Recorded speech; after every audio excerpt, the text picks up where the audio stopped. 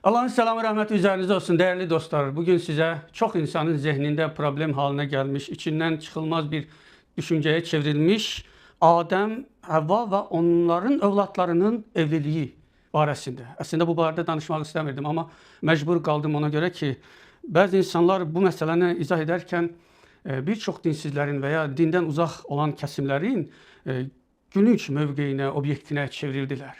Herkes öz məntiqini, fəlsəfəsini irəli sürərək bu mövzuya açıqlıq gətirməyə başladılar və heç biri də bunların əslində Allahın kitabını ölçü alaraq yola çıxmadılar. Elə ona görə də belə bir nəticə ortaya çıxdı. Mən məcbur sizə yazı taxtasında bunu izah etməyə çalışacağım ki, hər kəs rahat şəkildə başa düşsün.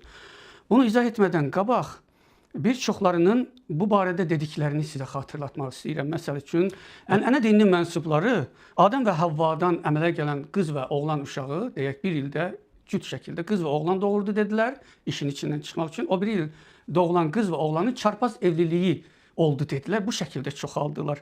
Yəni bunun təfsir kitablarında bənzər şəkildə rivayətləri görə bilərsiniz. Ancaq ne hadis kitaplarında ne de ondan sonra gelen sahabenin dilinde bile bir şey yok idi. Yoktur sağlam bir hadis bu barədə. Çok şey hakkında hadis eşidebilirsiniz Kur'an'a zid ama bu barədə her hansı bir hadis yoktur. Tefsir kitaplarında tapabilirsiniz. Her özüne göre bir şey iddia edir. Bundan sonra günümüzde bazıları öz məntiq ve felsefesiyle dediler ki, Kur'an'dan da ayetlerin kelimeleri, kavramları biraz əyib bükərək dedilər ki, bəşər var idi Adəmdən əvvəl. Onlar Adəmə ruh üfləndi, ondan sonra insan oldu, Allah'ına gələn. Yəni kavramları da dəyişərək. Mən sizə indi rahat və gözəl şəkildə başa düşməniz üçün yazı taxtasında Nisa surəsi 1-ci ayə. Nə deyir Rəbbimiz? Ya eyyuhən-nəsü təqu rabbakum. Ey insanlar, Rəbbinizdən qorxun. Əlləzi xalaqakum min nəfsin vahidə. Min nəfsin vahidə. Sizi bir tek nefisten, mayalanmış yumurtadan yarattım. Ey insanlar, ben öz dilimizde yazım. Sizi bir nefisten. Ondan da min nefsin vahidetin ve halaka minha zevceha. Ondan da zevcini, yoldaşını, eşini diyebilirsiniz. Yoldaşını.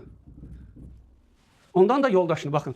Sizi bir tek nefsi vahideden, ondan da yoldaşını yarattın deyir. Yaradan Rabbinizden çekinip korunun. Ve besse minhuma, onlardan da yaydık. Bu yani ve besse minhuma, bu iki nefsten, yani nefsi vahideden ve onun yoldaşından. Yani bir nefis vahide ve bir de böyle diyek.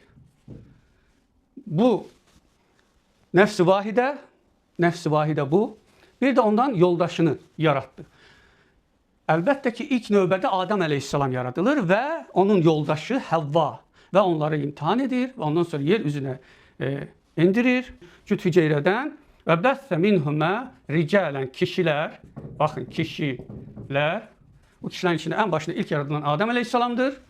Ya beni Adem demesi de aslında ey Adem evlatları bir cins isimdir, bir sifətdir. Ey Adem evladı denilir. Çünkü ondan sonra ben diyeceğim, bu da kadınlar. Ve bəslə minhumə ricalen kəsiran ve nisəən. Bak ve nisa ve kadınlar yaydı, yer üzerine yaydı. Ne oldu? Kadınlar ve kişiler yaydı ve bu kişilerin içinden ve bu kadınların biriyle ve bu kadınlardan bu kişiler yani birbiriyle ondan sonra evlenirler, çoxalırlar. Evvel çok sayıda kişi ve kadın yaradılır. Ve bu sebepledir ki Allah Teala ikra bismi rabbikellezî halakal insane min alak. Yani insanı bir alaktan yarattım. Veya başka bir yerde tulantı sudan diye yarattım. Aslında herkesin özü su ve torpaktan ibarettir. Atılgan rüşeğimden, zayıf bir sudan veya bir yaratılışınıza bakmaz mısınız? Bakın sizi neden yarattım? Yani değersiz bir rüşeğimden değer, yani atılan bir sudan diye hatta orada ayetleri birçokunda. Yani insanın yaratılışına sövg edir insanı. Burada da Allah Teala her hansı bir yakınlığı görürsünüz ki artık kalmadığını görürsünüz. Yani kişiler ve kadınlar birbiriyle evlenirler ve çoxalırlar. Bu kadar sade ve basit bir şekilde Allah kitabında izah edir bunu. Bunu yokuşa sürmeyin her hansı bir anlamı yoktur. Ve ne kadar siz desəniz də ki, belə çarpazlaşma oldu və yaxud da o dönəmdə qanunlar belə idi. Əlbəttə ki, ola bilsin ki, Allahu aləm, qanunları qoyan Allahdır. Bütün məfhumları yaratan da, mənəvi dəyərləri də qoyan Allahdır, bizə verən Allahdır. Halal, haramı. Amma heç bir insanın fitrətinə, təbiətinə qəbul ediləcək bir şey deyil. Bir insanın bacısı ilə evlənməsi, yəni bacı qardaş uyğun bir şey deyil. Doğrusu bu ayəti anlasanız hər şey ortaya çıxmış olar. Məsələ çox sadə və bəsitdir. Əlbəttə ki, ilk növbədə Adəm və Havvanın yaradılışı var.